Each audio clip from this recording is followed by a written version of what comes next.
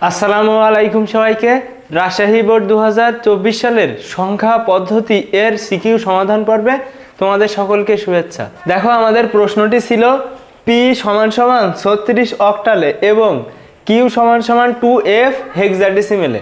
আমাদের গ নম্বর প্রশ্ন, পি ও কিউ এর মানকে দশমিক সংখ্যা পদ্ধতিতে প্রকাশ করো, অর্থাৎ আমাদের এই পি এর মানকে ডেসিমেলে এবং কিউ এর মানকে ডেসিমেলে প্রকাশ করতে হবে। আমাদের ঘ নম্বর প্রশ্ন, পি মাইনাস কিউ গাণিতিক প্রক্রিয়াটি যোগের মাধ্যমে করা যায়, গাণিতিক বিশ্লেষণ করো। দেখো, এটা মূলত বিয়োগ, কিন্তু এই বিয়োগটা করতে হবে যোগের মাধ্যমে।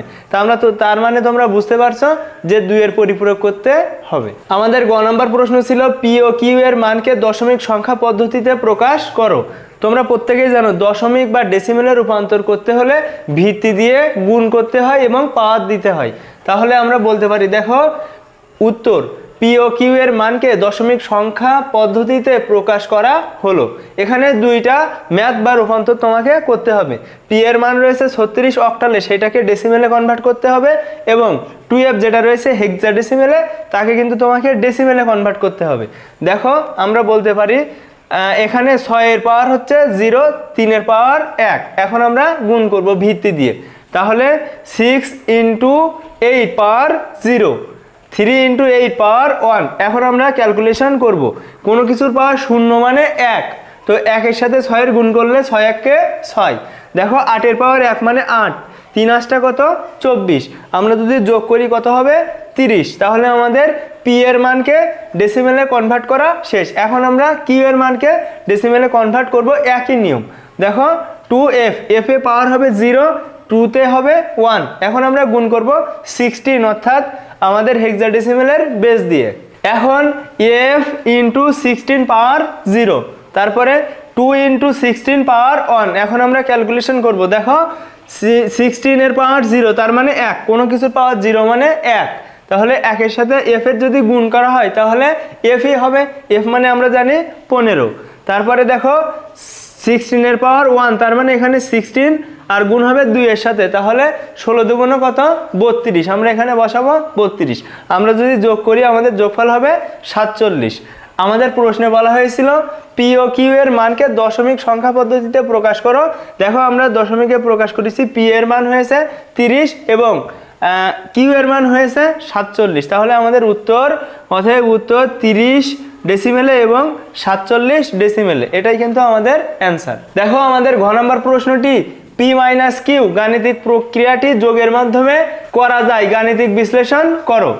দেখো, যোগের মাধ্যমে বিয়োগের কাজ সম্পাদন করতে হবে, তার মানে 2 এর পরিপূরক।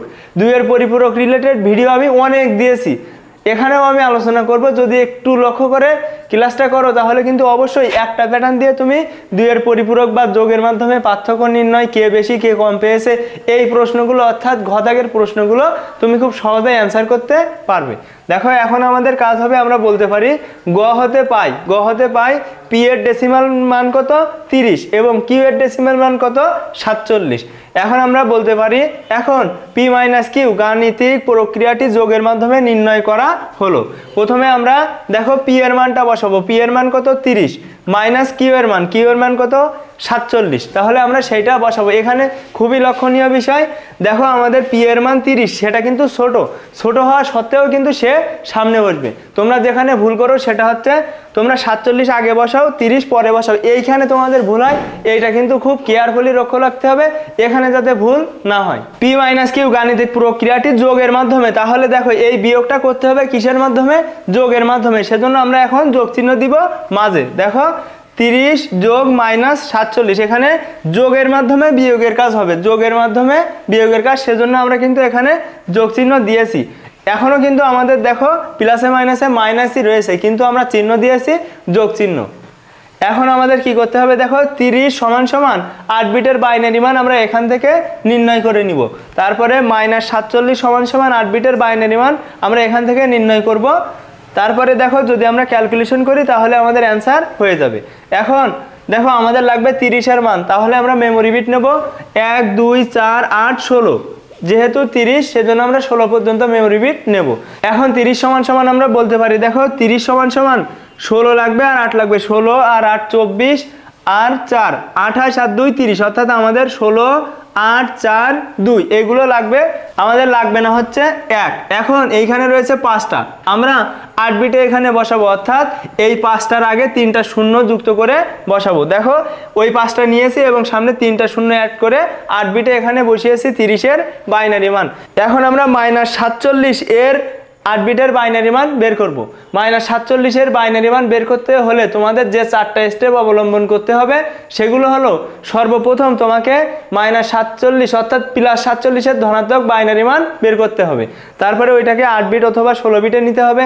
এটা এই ম্যাথে কিন্তু এটাকে 8 বিটে নিতে হবে। তারপরে ওইটার একের পরিপূরক বা উল্টিয়ে দিতে হবে।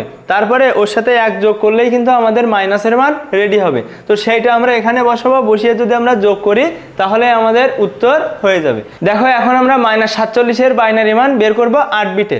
তো -47 এর মান বের করতে গেলে আমাদের মেমোরি বিট নিতে হবে 32 পর্যন্ত। এখন আমাদের লাগবে 47। তো 47 সমান আমরা বলতে পারি, দেখো 32 অন হবে, 8-এ অন হবে, 4-এ অন হবে, 2-এ অন হবে, 1-এ অন হবে, টোটাল কত হবে 47। এখন দেখো 32 আর 8 40 আর 4 44 আর 2 46 আর 1 47।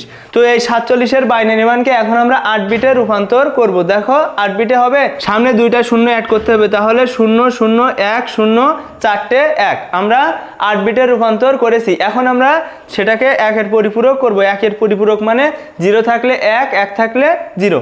তাহলে দেখো এখানে 0 থাকলে 1, 1 থাকলে 0 আমরা এইভাবে পাল্টিয়ে বা উল্টিয়ে নিয়েছি। এখন আমরা তার সাথে 1 যোগ করব। 1 যোগ করলে আমাদের যেটা হবে, দেখো 0 আর 1 1, বাকি যেগুলো রয়েছে সবগুলো কিন্তু বসে যাবে। অর্থাৎ আমাদের যে -47, এই -47 এর বাইনারি মান কিন্তু এটি। এখন আমরা ওই -47 এর বাইনারি মানকে এখানে বসাবো। দেখো -47 সমান এটি। এখন আমরা যোগ করব। যোগ করলেই কিন্তু আমাদের গাণিতিক কার্যটা সম্পাদন হয়ে যাবে। এখন যোগের ক্ষেত্রে মনে রাখবে 1 আর 1 হবে হচ্ছে 2। তো 2-এর বসবে 0, হাতে থাকবে 1। 1 আর 1 আর 1 অর্থাৎ 3। 3-এর বসবে 1, হাতে থাকবে 1। এই এতটুকু অংশ মনে রাখতে পারলে এই যোগটা কিন্তু তোমার কাছে অনেক ইজি লাগবে। তো দেখো 1 আর 0 কত হয়, 1 আমরা সিম্পলি বসিয়ে দিব। তাহলে দেখো 1 আর 0 কত, 1 বসে যাবে। 1 আর 0 কত, 1 বসে যাবে। 1 আর 0 কত, 1 বসে যাবে। 1 আর 1 কত, 2। 2-এর বসবে 0, হাতে 1, হাতের 1টা এখানে আসবে। দেখো 0 0, আর তাহলে আমাদের হাতের 1 এখানে বসে গেল। দেখো এখানে 0 আর 1 কত, 1 বসে গেল। এখানে 0 আর 1 1 বসে গেল। আর এখানে দেখো কত হবে, -17। আমরা জানি 30 টাকা যদি আমার থাকে আর আমি যদি 47 টাকা ঋণ থাকি, তাহলে আমি ঋণ কত টাকা আছি, দেখো আমি কিন্তু 17 টাকা এখনো ঋণ রয়েছি। অর্থাৎ আমাদের -17 এর মান কিন্তু এটি। এখানে যেটা রয়েছে এটাই কিন্তু -17। এখন -47 বোঝার জন্য কিন্তু একটা টেকনিক রয়েছে। দেখো এখানে 8 নম্বর বিটকে বলে সাইন বিট। এই সাইন বিট অন হলে এই যে মানটা থাকবে সেটা কিন্তু হবে ঋণাত্মক।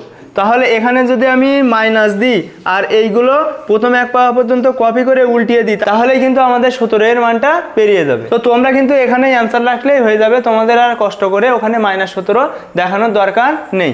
আমরা দেখো উত্তর হিসাবে বলতে পারি যে অতএব p - q এর মান হবে -17 ডেসিমেলে এবং বাইনারিতে এইটা হবে। তো আশা করি সমাধান পর্বটি তোমরা খুব সহজেই বুঝতে পেরেছো।